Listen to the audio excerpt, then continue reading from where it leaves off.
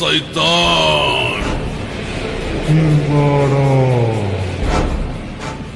என்ன யார் எழுப்புனது? மகா சைத்தான் கிர்மாடா, நீ என்னோட விசுவாசிகள்ல நம்பிக்கைக்குரியவன். இந்த அக்னி நதியில நான் பல வருடங்களா சிறையிருக்கேன்.